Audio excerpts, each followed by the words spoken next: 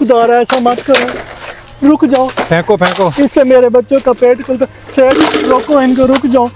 सेठ सेठ रुक जाओ, रुक जाओ, खुदा के लिए ऐसा मत करो सेठ। चुप कर बुड्ढे, मेरा पैसा खा के आप भूल गया है, मैं ये सब बर्दाश्त नहीं कर सकता। ये क्या हंगामा है, क्यों जुल्म कर रहे हो?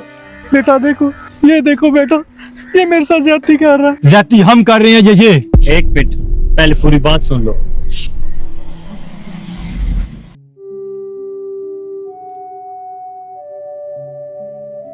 सलाम सेठ जी। वालेकुम अस्सलाम। जिस तरह नजर आ रहा है ना, सेम टू सेम माल ठीक हो, कोई फर्क ना हो। ठीक हो, खैरियत? ये हालात तंग है, दुकान चलाने के लिए कुछ उधार पैसे चाहिए। उधार चाहिए? मेरे असूल तो तुम जानते हो ना। जी जी जानता हूँ। वैसे चाहिए कितने? जी 50,000। सुबह आके मुंशी से ले जाना। जी ठीक है। और हाँ, 6 माह में 70,000 और साल भर में लाख वापस देना होगा। जी जी मैं अदा कर दूंगा टाइम पे। सिर्फ वादा नहीं करना, पूरे का पूरा अदा करना होगा, सूद समेत। जी बेहतर। ये कल तक माल ना पहुंचा देना। जी ठीक है सेठ साहब। अब तुम जा सकते हो। जी सेठ। जी ठीक है।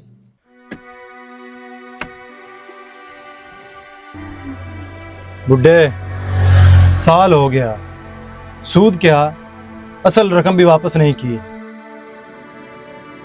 सेठ थोड़ा वक्त दे दो, हमारे पैसे सब लौटा दूंगा। वक्त खत्म।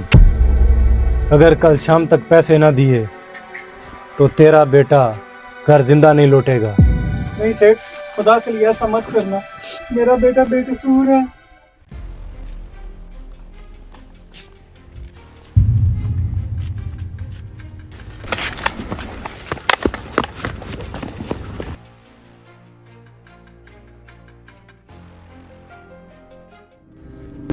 कहां से सीखी गन चलानी? सॉरी सेठ, हाथ से निकल गया। एक लड़का भी तुम लोगों से नहीं पकड़ा गया। चलो अब हॉस्पिटल।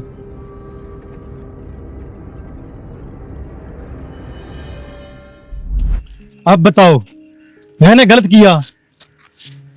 देखो भाई, मैं मुस्तफा साहब को बरसों से जानता हूँ। ये ईमानदार और शरीफ आदमी है। रकम वापस ना करने की कोई मजबूरी रही होगी। मजबूरी नहीं, बहाने हैं इसके। बेटा इनकी बात सुनो पूरी। मेरा बेटा हादसे का शिकार हो गया, जो कुछ था सारा उसके इलाज पे लग गया। यकीन मानो 2-3 माह में वापस कर दूंगा। अब 1 लाख नहीं, 1.5 लाख हो चुके हैं। तुम पैसों की फिक्र मत करो, कल शाम तक तुम्हें तुम्हारे पैसे मिल जाएंगे। तुम क्यों दोगे? ज्यादा कमाई का इरादा है? नहीं, मुझे तुम जैसे जालिम बनने की जरूरत नहीं। रही बात रकम देने की, ये मुस्तफा साहब का और मेरा मामला है।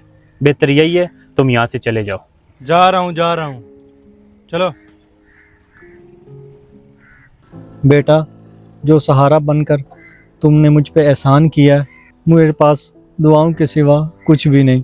मुझे बुजुर्गों की दुआ के सिवा और चाहिए भी क्या। जीते रहो बेटा, सलामत रहो।